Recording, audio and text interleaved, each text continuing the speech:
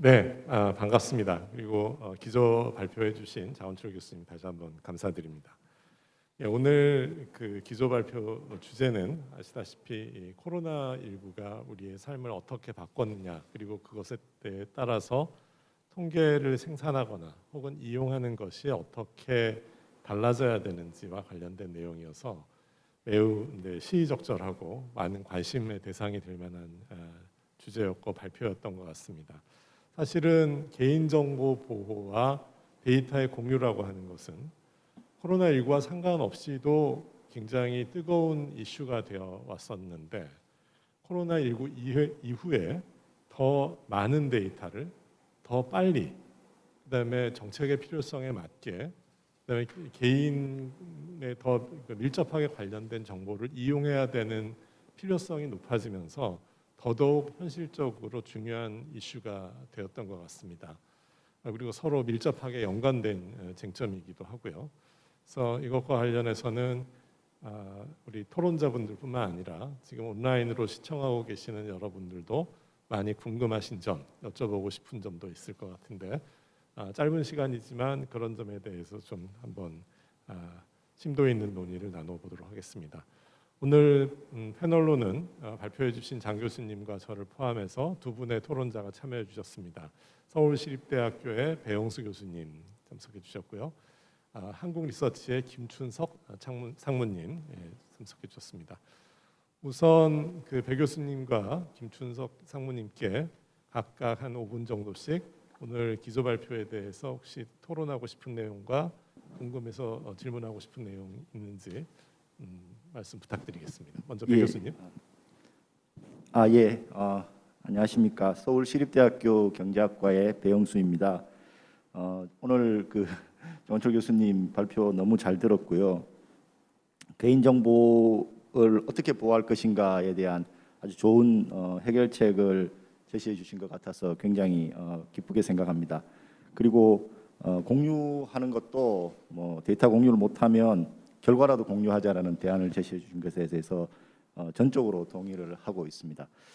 저는 개인적으로는 지금 현재 우리가 생각하는 이 개인정보에 대한 보호가 조금은 과하지 않나라는 그런 생각을 하고 있습니다. 제가 개인정보와 관련해 가지고 뭐 얘기를 할 때 많이 예를 드는 것이 그 모나리자라는 그 그림이 있죠. 다빈치가 그린 굉장히 유명한 그림인데 그 모나리자라는 그림이 모나리자 거냐 아니면 다빈치 거냐에 대해서 한번 생각을 해볼 필요가 있다고 생각합니다. 물론 모나리자가 모델 승낙을 할 때 당연히 자기를 그릴 거라는 것을 동의를 했고 아마 뭐 명시적으로 계약을 했겠죠. 그렇지만 모나리자가 자기를 그린 그 그림이 수백 년이 지난 지금까지도 루브르 박물관에 전시가 되어서 수천만 명이 그 구경을 하고 그렇게까지 활용될 것까지 다 미리 예상하고 동의를 하지는 않았을 거라는 생각을 합니다. 그래서 저는 이 개인정보라는 것이 사실은 우리가 옛날 공동체 사회에 살 때는 동네 아주머니께서 옆집 젓가락 숫자까지 다 알 정도로 많은 정보들이 공유가 되어 있었고요. 그 덕분에 우리 공동체가 좀 더 공동체로서 유기적으로 그리고 좀 더 협동하는 그런 모습을 보였던 그런 장점이 있었다는 생각을 합니다. 따라서 제 생각에는 이 개인정보라는 것을 지금처럼 너무 개인정보만 보호하기 위해서 그 과하게 규제하지 말고 조금 더 그 공동체 의식을 발휘해서 적극적으로 공유하는 그런 모습이었으면 좋겠다라는 생각을 합니다. 지금 장원철 교수님 그 발표 자료 중에서 그 마지막 이제 두 번째 슬라이드에 그 프라이버시와 관련해서 나에 대해서는 프라이버시를 요구하고 나를 제외한 모든 사람에 대해서는 그 좀 더 책임성을 강조한다라고 하셨는데 이 글을 읽으면서 제가 최근에 그 라디오스타라는 그 프로그램을 보면서 유승수라는 배우가 한 말이 들으면서 너무나 가슴에 와닿았습니다. 그분이 하신 말이 세상 사람들이 다 나를 모르고 돈만 많았으면 좋겠다라는 얘기를 했습니다. 그래서 제 심정과 똑같고요.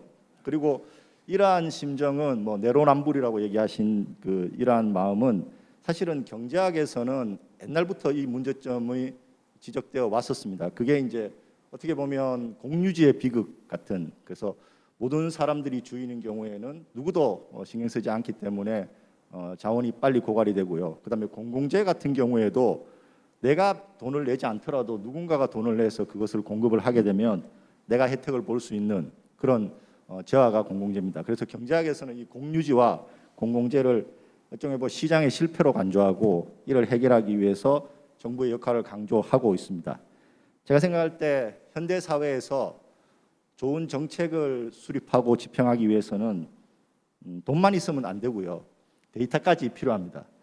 그런 의미에서 저는 개인이 가지고 있는 개인 정보를 우리가 내기 싫지만 그 전체를 위해서, 우리 모두를 위해서 공공재를 생산하기 위해서 세금을 내는 것처럼 데이터도 비록 내 거는 내기 싫고 남 거는 활용되기를 바라는 마음이 있겠지만 우리 모두를 위해서 좀 더 적극적으로 데이터를 세금을 내듯이 내는 그런 의식이 필요하다고 생각하고요.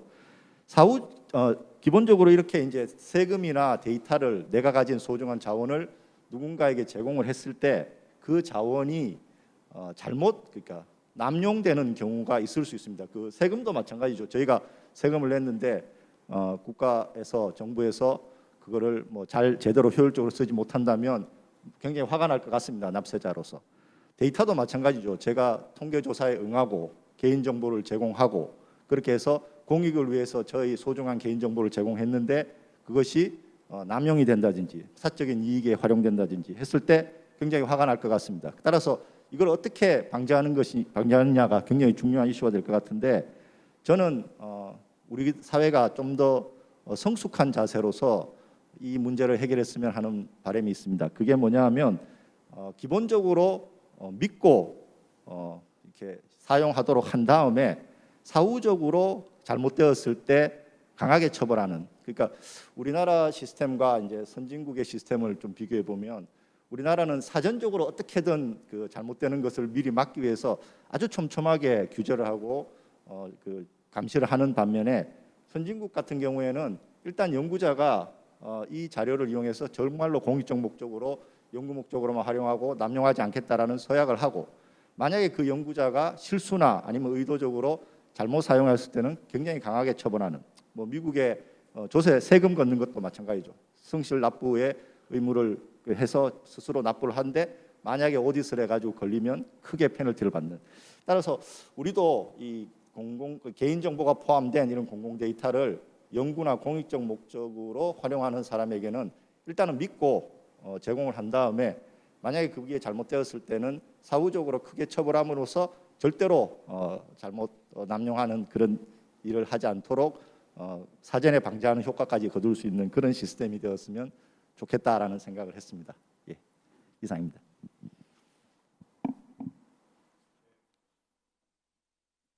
네, 감사합니다. 다음 김상무님, 네, 말씀해 주십시오. 예, 이번 이 자리가 이제 국가 통계 발전에 관한 어떤 토의하는 자리이고, 그다음에 또 지금이 코로나 시기라는 점을 감안해봤을 때 그 장 교수님의 발표 내용이 너무 시의적절했다 생각을 합니다. 그다음에 그 시기적으로뿐만 아니라 제 개인적으로도 너무 좀 공감이 갔었는데요. 제가 불가피하게 2주 전에 노래방을 좀 갈 일이 있었는데 그 후로 계속 너무나 불안했습니다. 이제 여러 가상적인 생각도 해봤죠. 만약에 걸리면 그걸 감춰야 되나, 되게 감춰질까?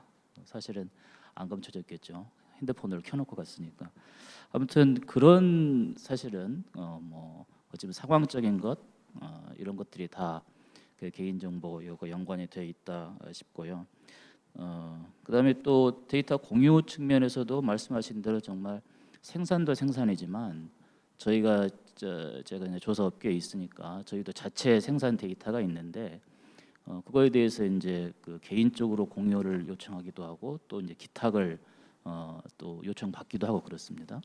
근데 그게 사실 좀 어려워요. 개인적으로는 충분히 그러고 싶은데도 이제 회사의 방침이랄지 또 다른 입장에 있는 또 다른 관계자들이 있거나 그런 상황들이 있어서 공유의 문제 정말 어려운 것 같습니다. 근데 그런 점에서 봤을 때 국수차등 정보랄지 그다음에 또 그 공유와 관련된 여러 그 대안적 그 말씀들 아주 현실적인 어떤 그런 대안이 될 수 있다고 봅니다. 다만 이제 그런 생각이 들어요. 이제 개인정보보호 측면에서 사실 예컨대 일례를 한번 들어보면 저희가 전체 한 우리나라 한 600여 개, 700여 개 공공기관을 대상에 그 권익위원회 청렴도 조사를 하고 있거든요. 근데 이제 거기에 1년 동안 각 기관의 이제 민원인들의 정보를 이제 저희가 받아서 연락을 하는 거죠. 뭐 그 과정이 한 2달 정도 계속 민원인과 공무원 대상 조사를 하는데 그 개인정보보호에 대한 대응을 매일 뭐 하게 됩니다. 근데 사실은 이게 몇 년째 거의 지금 20년 가까이 15년 이상 됐네요. 하는데도 큰 차이 없이 이제 그런 항의랄지 불안감들의 표현들이 있습니다. 그런데 이제 그게 아까 말씀하신 가명 정보에 이제 가까운 정보라고도 볼 수 있겠는데 그걸 설명을 해도 사실은 뭐 해가 바뀌면 조금 달라졌어야 되는데 그러지가 않아요. 그게 결국에는 신뢰 문제 아닌가 싶기도 합니다. 그러니까 국가에 대한 신뢰, 그 다음에 또 이런 통계 작성 기관에 대한 신뢰, 아마 이런 거일 건데 그런 어떤 그 개인정보 보호와 이런 그 신뢰 문제는 상당히 밀접해 있지 않나. 그래서 근본적으로 그런 어떤 공공기관, 그 다음에 통계 작성의 어떤 과정에서 관계된 사람들의 그 신뢰를 제고하는 그런 노력들이 같이 병행이 돼야 사실은 그 개인정보 보호에 대한 논의들이 훨씬 더 생산적으로 될 수 있지 않나 그런 생각은 좀 해봅니다. 사실 뭐 저는 그 정보를 생산하는 입장에 있다 보니까 교수님 말씀하신 대로 사실 개인정보 보호에 대해 좀 더 완화된 그다음에 좀 더 공익적 관점에서 우리 사회가 좀 이해했으면 좋겠다 그런 기대는 합니다만은 또 이제 아까 저 같은 경우 그런 상황을 또 직접 닥치거나 염려하는 입장에서는 아무리 사실은 그 국소차등정보 같은 형태로 데이터를 수집을 한다 손 치더라도 이게 그 단일 정보로서만 활용이 되는 거냐? 나의 정보가 아까 링크되는 여러 다른 정보들이 많을 건데 연계되고 링크되면 결국에 드러나지 않겠느냐 이런 불안감들은 뭐 근본적으로 해소하기는 어려운 것 같긴 해요. 그래서 그것에 이제 가장 기저가 되는 것이 우리 사회에 좀 그 신뢰를 좀 높이는 그런 노력들을 좀 다각도로 좀 할 필요가 있겠다 그런 생각은 듭니다. 그리고 이제 데이터가 공유가 되기 위해서는 예컨대 수집 과정이랄지 가공 과정이랄지 활용 과정 이 모든 과정들에 대해서 조금 그 아마 절차적으로 서로 사회적으로 좀 합의가 돼야 될 부분들도 있다고 생각을 합니다. 그런데 뭐 지금 활발하게 하고 있죠. 저희도 근데 저희 여성가족 패널 데이터를 정보화진흥원에 지금 DB 작업을 하고 있어요. 그래서 하다 보면은 가장 이제 그 어려움이 이제 표준화 과정이죠. 그러면 애초부터 만약에 그런 사고가 있었다면 설문지에 표준화에서부터 시작했어야 되고 그다음에 그 데이터의 어떤 구조화 작업 이것도 이제 거기에 맞게 할 수 있었겠죠. 이제 아마 그런 건 더 발전할 거라고 봅니다. 그렇지만 어찌됐든 그런 공유를 위해서는 그 수집 단계에서부터 그런 어떤 그 서로의 합의나 그 양해 같은 것도 있어야 되겠다 싶겠고요. 그다음에 또 무엇보다도 이제 그 이 데이터가 특히 정부 생산 데이터는 공익성 관점에서 생각하지 않을 수가 없겠죠. 이제 그런 점들을 또 같이 좀 더 공유를 좀 해가면서 해야 되지 않겠나 싶고요. 그 가공도 마찬가지라고 생각을 합니다. 이제 그런 사실은 그 저희가 이제 해 보면서 그 가장 어떻든 개별 지금 그 프로젝트 단위 그다음에 또 독립적인 기관 단위에서는 지금 상당히 DB 작업이랄지 이런 공공 데이터화하는 작업들이 활발한데 그 데이터 간의 연계성, 기관 간의 연계성은 사실은 좀 제한점들이 있죠. 그게 이제 공유의 어떤 그런 뭐 그런 그 인식적 차이도 있습니다만은 그 테크놀로지적인 그다음에 기본적인 베이스가 또 그게 안 돼 있으니까 안 되는 그런 면도 있는 것 같아요. 그래서 그런 점들을 감안해서 같이 공동 작업을 좀 해 나가야 활발하게 되지 않겠나 싶긴 합니다. 그다음에 활용 측면에서 보면 사실은 이게 이제 그 제도적인 부분과 이해관계 측면도 상당히 있는 것 같습니다. 뭐 적절한 예일지는 모르겠습니다만 저희 지금 업계에서 사용하고 있는 유사한 지금 그 데이터 하는 것 중에 하나가 그 전화번호 안심번호 지금 활용하고 있죠. 예.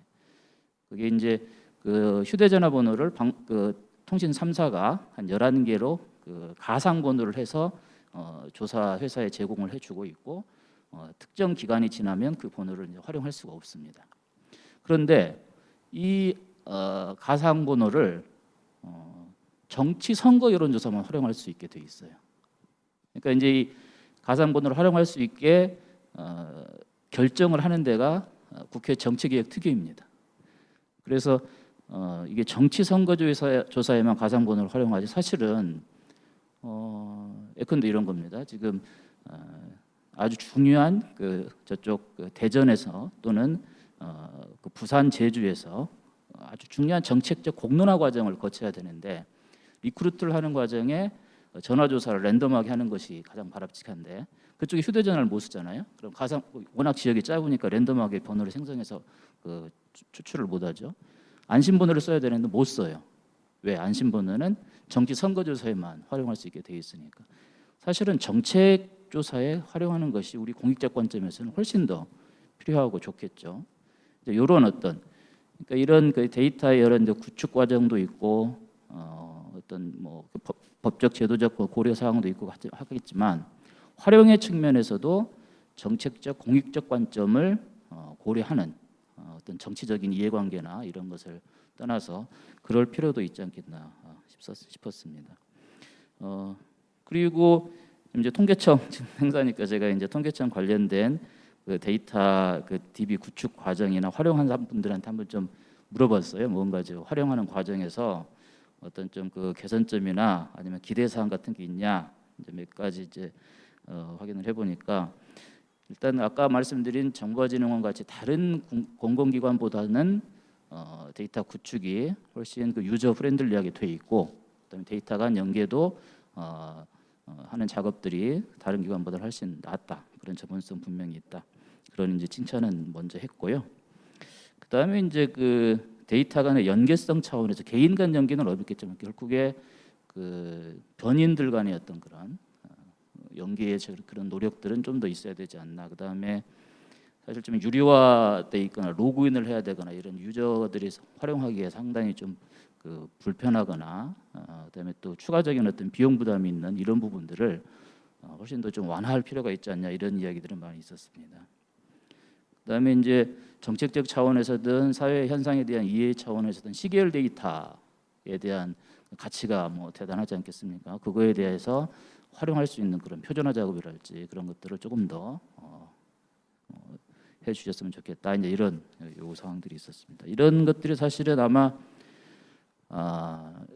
국가가 이제는 조사 어떤 그 행정적 절차뿐만 아니라 국민의 삶과 밀접한 어떤 그런 영역에서 이 데이터들이 활용되고 있는 그런 상황이다 보니 알게 모르게 그런 요구들도 있고 또 활용자 사용자들은 필요에 의해서 그런 요구들이 있고 그런 것 같아요.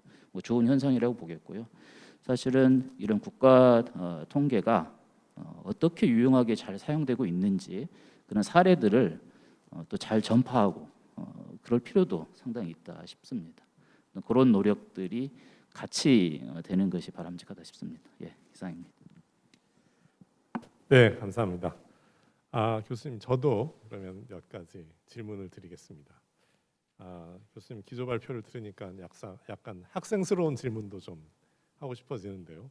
첫 번째 학생스러운 질문은 아까 그 프로포폴 사용자에 대한 조사를 말씀하시면서 국소 차등 정보라는 표현을 쓰셨는데 왜 그것을 국소 차등이라고 그 용어를 써서 지칭하는지 그 간단한 질문을 먼저 드리고 싶고 나머지 이건 이제 뭐 질문이자 혹은 저희 통계 작성 기관 입장에서 보면은 좀 아쉬운 점, 이 문제를 어떻게 해결할까 오늘 주제와 관련해서 그렇게 생각되는 점이 몇 가지가 있는데 이 데이터의 공동 이용과 관련해서는 데이터를 여러 기관들이 각각 표준화한 다음에 그 데이터에 대해서 각각 분석을 하고 그 결과를 종합하는 그런 과정으로 소개를 하신 것으로 이해했는데요. 이게 각각의 데이터에 대한 분석의 종합이 종합된 데이터에 대한 분석과 일치하지 않는 경우가 있을 것 같습니다. 그래서 만약에 저희 통계청이 여러 중앙정부 기관이 가지고 있는 데이터를 표준화해서 이용해서 국가 전체를 대표하는 통계를 만들었다고 하더라도 이 각 기관들의 결과에서 취합된 것과 이것을 처음부터 연계해서 국가를 대표하는 통계로 만들어냈을 때 일치하지 않는 경우는 문제는 어떻게 해결할 수 있을까라는 하나의 궁금증이 생겼고요. 마지막으로는 이제 저희가 통계를 작성해서 발표를 하게 되면 이 신뢰성을 마지막까지 최후까지 담보하는 방법은 그 로 데이터를 마이크로 데이터를 공개하는 방법입니다. 근데 이렇게 각 기관이 보유해서 결과만 저희가 받아볼 수 있을 때는 저희가 책임지고 분석을 해서 국가 통계를 발표를 하더라도 수요자들한테 가장 기본이 되는 원자료를 공개할 수가 없어서 이 여러 가지 개인정보 보호 기술을 국가 통계에 활용할 때 고민되는 지점이 이제 그게 하나가 있습니다. 물론 마이크로 데이터도 개인정보 보호를 충분히 한 다음에 공개할 수 있으면 좋겠지만 그것을 뭐 예컨대 암호화한다거나 여러 기관들이 보유하고 있는 것을 그대로 둔 채 분석 결과를 종합한다거나 했을 때는 그 원자료를 공개하는 문제가 궁극적으로 해결되지는 않기 때문에 이 문제를 뭐 우회하거나 돌파하거나 해결할 수 있는 방안이 뭔가라는 궁금증이 좀 있었습니다. 네. 네, 저기 총장님 질문이 굉장히 구체적이라서 총장님 질문부터 먼저 대답을 하도록 하겠습니다. 첫 번째 질문이 국소 차등 정보 보호 그 명칭이 어떻게 나왔냐는데요. 이 명칭은 원래 로컬 디퍼런셜 프라이버시라는 학문 분야가 있습니다. 이 디퍼런셜 프라이버시라는 게 차등 정보 보호고요. 그냥 로컬이 앞에 붙어서 이제 그 앞에 국소라고 하는데 이 두 가지 차이점은 그러니까 디퍼런셜 프라이버시는 이 그 거두는 주체가 모르는 거고요. 그 다음에 이제 그 로컬 디퍼런셜 프라이버시는 내는 주체하고 거두는 주체 모두 이제 그 이 실제로 그 정보를 모르는 경우입니다. 그래서 이제 제가 아까 소개한 건 엄밀히 얘기하면 어떻게 보면 이제 디퍼런셜 프라이버시하고 로컬 디퍼런셜 프라이버시를 약간 엄밀하게 구별을 하지 않았는데 이제 애플에서 쓰고 있는 것들에 대해서는 이제 그 로컬 디퍼런셜 프라이버시라고 실제로 홈페이지에 가고 그렇게 돼 있고요. 그래서 명칭은 제가 유래는 정확히 잘 모르겠습니다만 이제 그 번역하신 분들이 맨 처음에 쓰실 때 차등 디퍼런셜이라는 걸 차등으로 쓰고 그 앞에 이제 그 다음에 로컬 디퍼런셜이라는 게 나오면서 아마 국소 이런 식으로 붙인 게 아닌가. 사실 명칭으로 보면 좀 약간 굉장히 이렇게 좀 개념이 잘 안 들어오는 명칭들이거든요. 그래서 좀 아쉽긴 한데 뭐 일단은 유래는 그렇습니다. 그다음에 이제 두 번째는 굉장히 좋은 질문 해주셨는데요. 그러니까 뭐냐면은 제가 데이터를 다 아까 말씀드린 대로 서울대 분당병원과 서울대병원과 가톨릭병원의 데이터를 다 합쳐서 분석한 거하고 각각들의 병원에 나온 자를 분석해서 모형이 세 가지가 나왔는데 그 세 개의 모형을 가지고 합치는 거하고 과연 결과가 똑같느냐 그 말씀이시잖아요. 자, 이건 어떻게 보냐면 이제 사실은 이제 아마 그 사회과학 하시는 분은 메타 어널리시스라는 분야에 대해서 들어보신 적 있을 겁니다. 그 분야하고도 조금 연관이 돼 있거든요. 결과물을 가지고 합쳐서 하나의 결과를 만드는 거죠. 그래서 사실은 제가 요즘 개인적으로 이제 관심 있는 연구 분야가 이 분야이기도 합니다. 말씀드린 대로 데이터 공유가 어렵기 때문에 각각들에 대해서 모형들에 대해서만 나와 있는데 그러면 모형을 사실 결합해서 하나의 모형을 만들고 싶은데 그것이 원래 자료를 다 합쳐가지고 이제 피팅한 원래 모형하고 비교해봤을 때 차이가 거의 없어야 된다는 거죠. 그래서 이제 이 분야는 사실은 이제 많은 사람들이 연구를 지금 하고 있는 거고요. 뭐 데이터 인테그레이션, 뭐 마들 인테그레이션 이런 식으로 해가지고 지금 이제 많이 연구되고 있는 분야입니다. 그래서 이것은 실제로 아마 학계에서도 지금 많은 관심을 가지고 있기 때문에 어느 정도 또 결과가 좀 나오지 않을까 싶습니다. 마지막으로 이 로 데이터 부분은 이제 참 상당히 어려운데요. 이걸 가지고 아까 말씀드린 대로 지금 이제 제가 제시한 방안은 사실 두 가지라고 얘기를 할 수 있는데 하나는 이제 그 차등 정보 보호는 이제 이걸 좀 구체적으로 얘기하면은 제가 아주 간단한 예를 설문조사를 들었는데 결론적으로 데이터에 노이즈를 더해가지고 이제 그 동안은 이제 우리나라에서 많이 쓰는 뭐 익명화 같은 걸 이용해서 많이 했는데 이 차등 정보 보호는 상당히 다른 개념으로 데이터에 노이즈를 더해가지고 그 노이즈를 더한 데이터를 가지고 공개를 하는 겁니다. 그럼 모든 사람들이 공개된 데이터를 봤는데 개개인의 정보는 똑같지 않은 거죠. 아까 제가 중간에 예를 들었던 이제 택시 기사 택시 자료 같은 경우도 그러면은 뭐 팁 준 금액이 변한다든지 그다음 그런 식으로 시간이 약간 변한다든지인데 이걸 가지고 그 시간대에 뭐 여기서부터 뭐 예를 들어서 종로 3가에서부터 뭐 낙성대까지 갔다 그러면은 걸린 시간은 평균적으로는 똑같이 나오게끔 그렇게 하는 방법이거든요. 로 데이터를 이제 노이즈를 더해서 하는 방법이고 이제 두 번째는 이제 데이터 자체를 공유를 하지 않고 이제 그 포맷을 통일을 해가지고 결과물을 가지고 사실은 이제 받아내서 그 결과물을 합치는 그런 작업으로 지금 진행이 되는 거죠. 근데 말씀드린 대로 로 데이터로 한 거하고는 결과들이 차이가 날 수밖에 없는 거고 이것도 아까 말씀드린 대로 저희가 이제 지금 어떤 식으로 그러면 이제 노이즈를 어느 정도 노이즈를 정해서 항상 이제 소위 말하는 그 유틸리티하고 프라이버시 보호하고 이런 것들이 왔다 갔다 하는 거기 때문에 그런 최적의 조건을 찾아내는 게 학계의 큰 관심사기도 하고요. 그리고 이 분야는 사실 좀 재밌는 게 이 디퍼런셜 프라이버시 같은 경우는 연구가 시작된 게 이제 컴퓨터 사이언스 쪽에서 시작이 됐습니다. 근데 이걸 가지고 컴퓨터 사이언스 하는 분들이 하신 건 뭐냐면 보통은 이제 퀄이라고 해가지고 내가 이 데이터의 평균을 알고 싶다 이러면 그때마다 노이즈를 다르게 더해서 제공을 하는 거거든요. 근데 보통 그러면 이제 일반적으로 이 컴퓨터 사이언스 하시는 분하고 통계학 하시는 분들이 같이 리서치를 하면은 통계학 하시는 분은 이론만 하고 컴퓨터 사이언스 하시는 분은 그렇게 뭐 약간 결과물만 얻는데 주력을 한다는데 여기서는 반대입니다.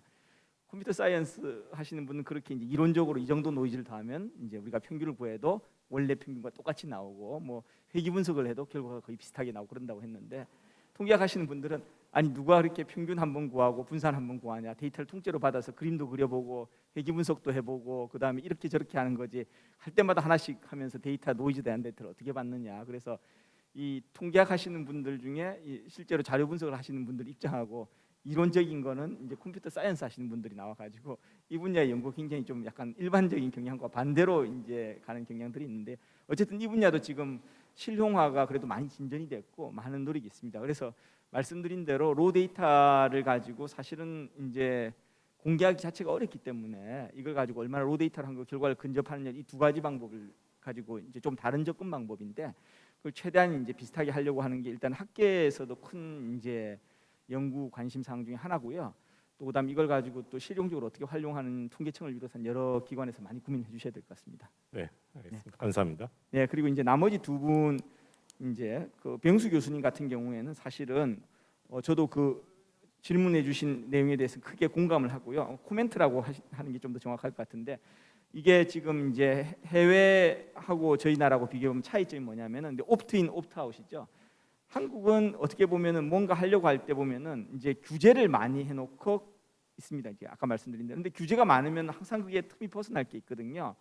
근데 이제 예를 들어 가지고 연구비에서 내가 어떤 연구에 관련된 물품을 사려고 하는데 굉장히 복잡합니다. 내가 필요한 건 정말 살 수 없을 정도로. 근데 거기에 규제가 없으면은 그럼 다 사도 되느냐 이렇게 생각할 수 있는데 생각해봐 가지고 내가 이 물품을 샀는데 어느 날 뉴스에 나왔다. 근데 그게 사람들이 손가락질 할 거다. 규제에는 포함이 돼 있다 않다더라도 그걸 하면 안 되는 거죠.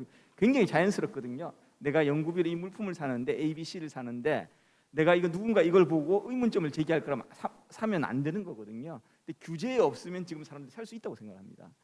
그러니까 그게 뭐냐면은 데이터도 마찬가지로 지금 이제 해외 사례 같은 경우 공익적인 목적이나 그런 것에 맞으면은 이제 그 사용이 허가된다고 생각을 하는 거거든요. 목적에 따라서. 그런데 지금은 한국은 말씀드린 대로 규제를 촘촘히 해놓으니까 규제를 벗어나면은 사용할 수 있다고 생각하는데 사실 이제 그걸 오용하는 경우가 생기는 거죠. 그래서 그 데이터 사용 목적이라는 큰 원칙을 따라 가지고 데이터 사용 그 이제 공유라든지 그런 것들에 대해서 좀 더 그 이 발전적 방향으로 나가면 좋지 않을까 그렇게 생각이 됩니다.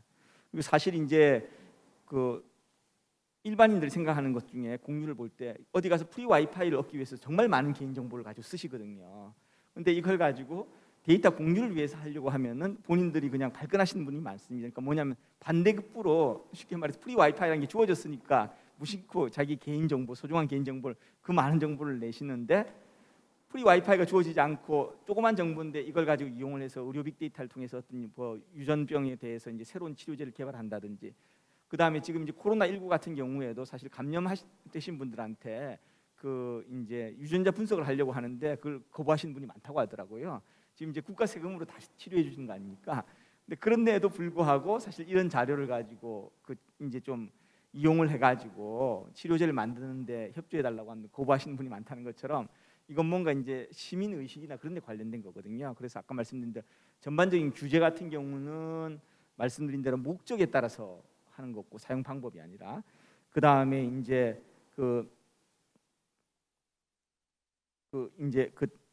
개인 정보에 대한 불신, 뭐 김준석 상무님께서 지적해주셨습니다만은 그런 것들에 대한 것은 어떻게 보면은 이 시민 의식이 좀 더 많이 향상돼야 되지 않을까.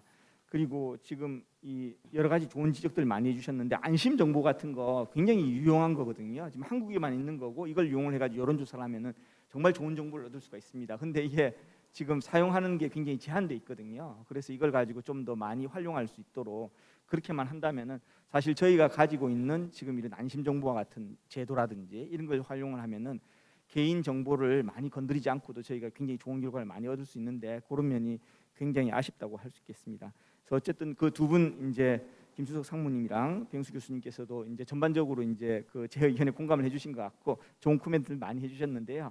뭐 제 답변은 이걸로 마무리하겠습니다. 네, 감사합니다.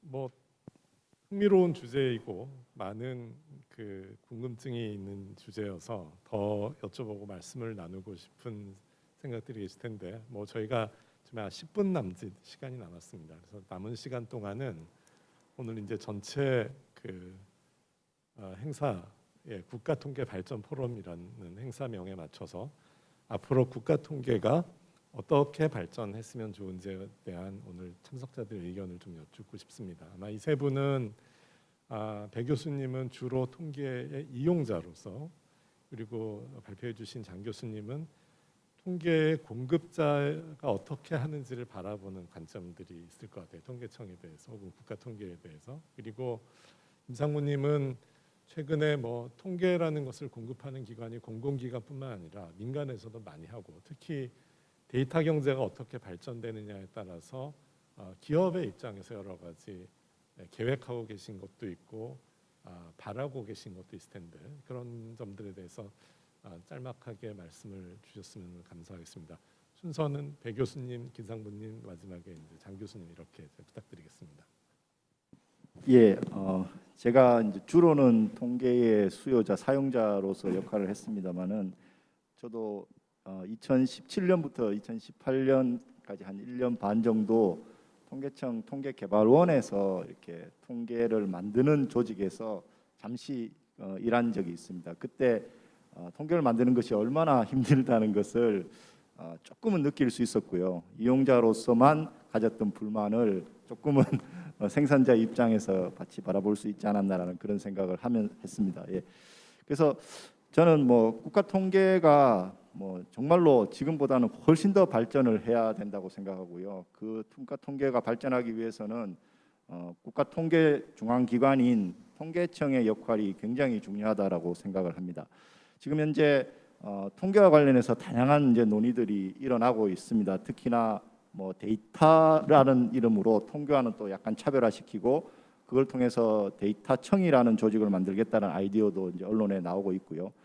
그런 과정에서 이 통계청의 역할이 저는 굉장히 중요하다라고 생각합니다. 왜 중요하냐면 통계와 데이터를 이용해서 국가 정책에 필요한 아주 소중한 정보를 생산해온 경험이 통계청에 굉장히 많이 쌓여 있습니다. 이게 우리나라 통계에 대해서 불만을 많이 가지시는 이용자분들이 많으시지만 국가 통계를 한 번이라도 이용해 보시고 외국 통계와 비교해 보신 분들은 우리나라의 국가 통계 시스템이 정말로 우리보다 훨씬 더 잘 사는 선진국 못지않게 발전해 있고 아주 편리하게 활용될 수 있다라는 것을 아실 수 있을 겁니다. 따라서 저는 국가 통계가 발전하기 위해서는 통계청의 역할이 굉장히 중요하다고 생각하고요.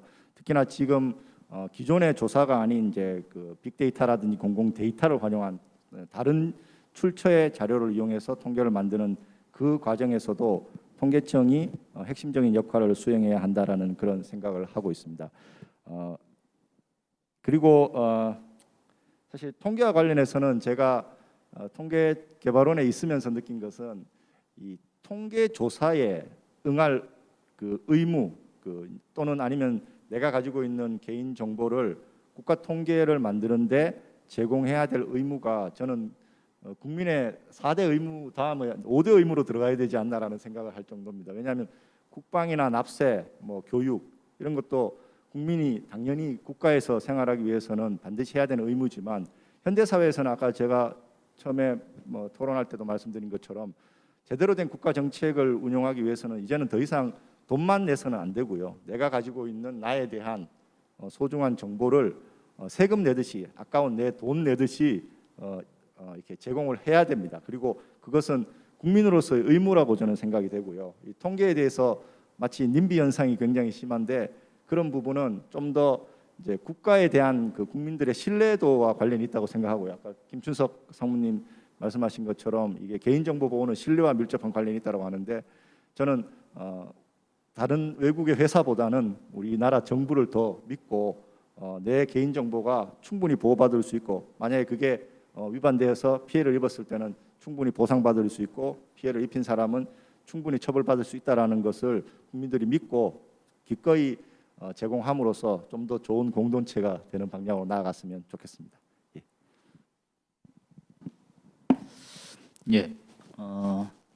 지금 뭐 4차 산업, 빅데이터, AI 뭐 이 시대에 사실은 그 서베이 데이터만 가지고서는 상당히 한계점이 있다는 것을 뭐 저희 이제 서베이 조사를 중심으로 하는 업계 또는 아마 연구자들은 많이 이제 한계를 느끼죠. 그래서 아마 뭐 저도 그렇습니다만 대부분이 아마 그럴 겁니다. 서베이 데이터적 중심의 사고를 하고 있는 분들은 앞으로 서베이 플러스 알파 이 부분과 접목을 어떻게 하는 것이 좋을 것인가, 이것이 가장 큰 지금 고민거리라고 볼 수 있겠고요. 이제 그 점에서 뭐 사실은 뭐 그 인터넷상 SNS의 접목이랄지 이 부분은 조금 그 낮은 단계라고 볼 수 있겠고, 저는 그 행동 데이터들, 행정 데이터 또는 그 다른 여러 민간 기관의 행동 데이터들 이쪽과 서베이 데이터가 같이 접목시키는 그 작업이 이제 가장 이상적이지 않나 싶습니다. 근데 이제 그 점에서는 지금은 뭐 아직 걸음마 단계라고 볼 수 있겠고요. 그런데 이제 업계에서는 그 점에 대해서 상당히 지금 관심을 가지면서 이제 좀 주력을 하고자 합니다. 그런데 이제 그 좀 한계는 있는 것 같긴 합니다. 그러니까 좀 민간끼리는 어떻든 뭐 필요에 의해서 서로 좀 논의들은 해보고는 있습니다만은 민간과 공공 이쪽은 사실은 아직까지는 커뮤니케이션이 그렇게 원활한 것 같지는 않고, 일단 저희가 먼저 이제 하고 있는 것에 대해서 습득을 하는 그런 절차를 통해서 서로 이제 커뮤니케이션이 되는 그 다음 단계가 있어야 되지 않겠나 싶기는 합니다. 그리고 이제 그 필요에 의해서 또 본다면 이제 그런 생각을 한번 해봤었어요. 그러니까 이번 정부 들어서 제일 논란이 됐던 것 중에 하나가 예컨대 뭐 소득주도 성장에 대한 논란들이지 않습니까? 이제 그럴 때 사실은 이제 가장 그 업계에 있으면서 뭐 조사를 해보고 인식 자료들을 가지고 뭐 이야기를 하면 그 아까 말씀드린 한계가 있죠. 이제 그랬을 때 이제 생각했던 게 근데 뭐 국세청 데이터든 그다음에 아까 이야기 나왔던 심평원 데이터든 국가 행정 데이터들 그 독자적인 그 데이터뿐만 아니라 그 데이터들 간에 연계된 어떤 그런 분석들이 총괄적으로 됐다면 그런 논란들을 상당히 그 논란의 어떤 쟁점적 논란이 아니라 좀 그 과학적 어떤 그런 논의 과정을 통해서 생산적으로 할 수 있었지 않았을까, 이제 그런 생각은 좀 해봤습니다. 그래서 그 부분들이 조금 더 앞으로 국가 차원에서 더 노력이 좀 돼야 되지 않나. 그 점에서 아까 교수님 말씀하신 대로 좀 통계청이 그 컨트롤 타워 역할 해야 될 필요가 분명히 저는 있다고 보고요. 그다음에 또 공개가 분명히 될 수 있고 자료가 있는 거 뻔히 아는데 공개가 안 되는 뭐 대표적으로 선관위 데이터들이 사실 그렇습니다. 그래서 그런 어떤 할 수 있는 것들은 좀 같이 해서 논의가 돼야 좀 더 발전적인 어떤 방향으로 가지 않겠나, 그런 기대는 있습니다. 예, 이상입니다.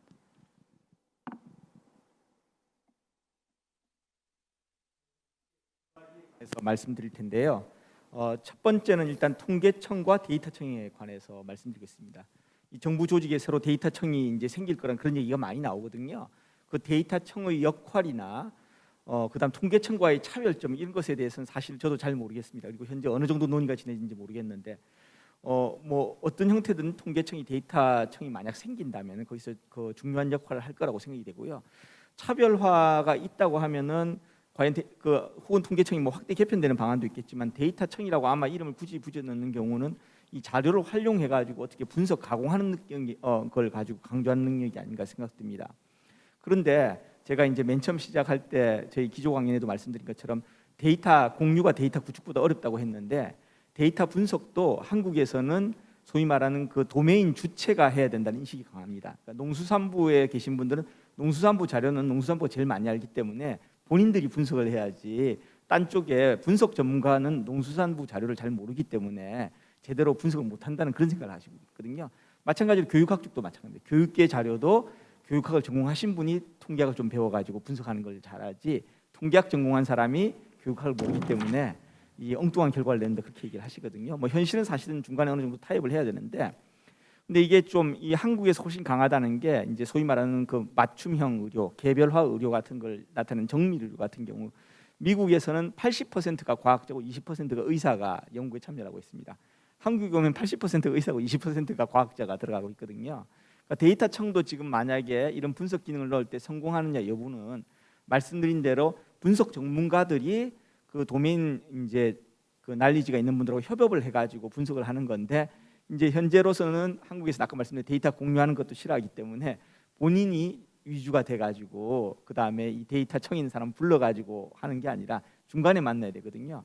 그런 역할이 아마 중요할 것 같습니다. 그다음 두 번째는 지금 이제 사실은 그 약간 그 이제 인공지능이란 말이 이제 시대의 화두인데요. 인공지능 전에는 불과 얼마 전 데이터 사이언스입니다.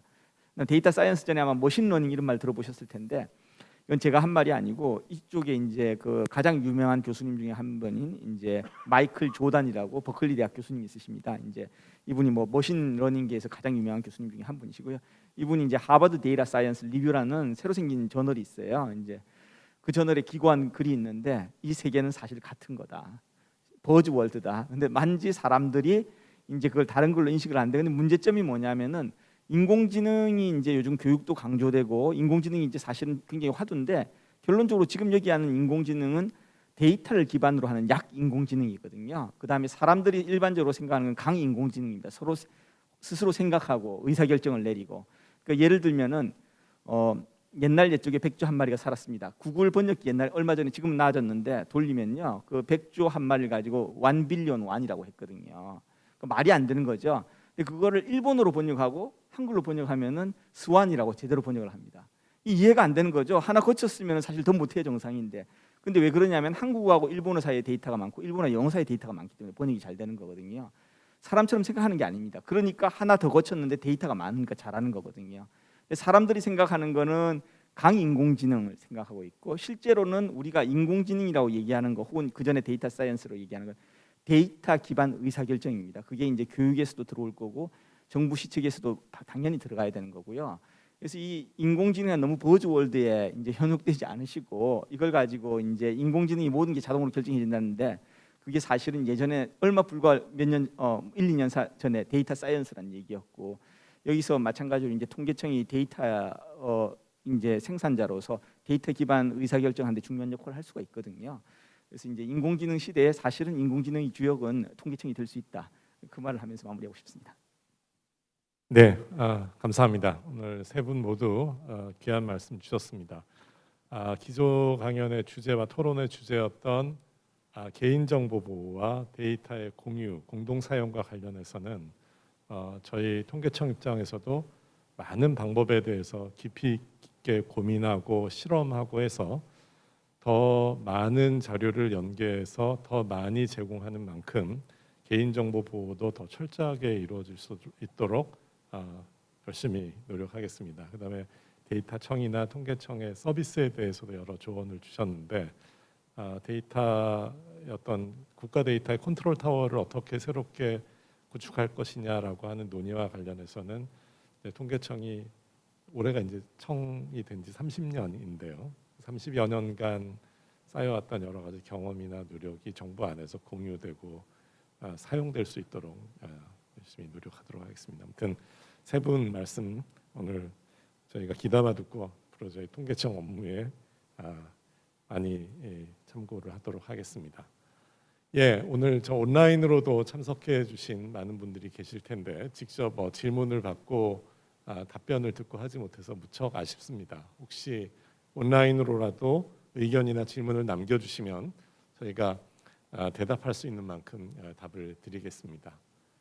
오늘 이렇게 세 분이 토론을 하시는 동안 다 마스크를 쓰고 계셔서 좀 불편하셨을 거고, 여러분들도 발표 토론자들의 어떤 깊이 고민하는 모습, 사려 있게 생각하시는 모습을 더 자세히 보지 못해서 아쉬웠을 텐데, 내년도 이 자리에는 다시 마스크를 벗고 더 많은 분들이 더 큰 공간에 모여서 직접 열띠게 토론하는 그런 자리가 될 수 있도록 바라겠습니다.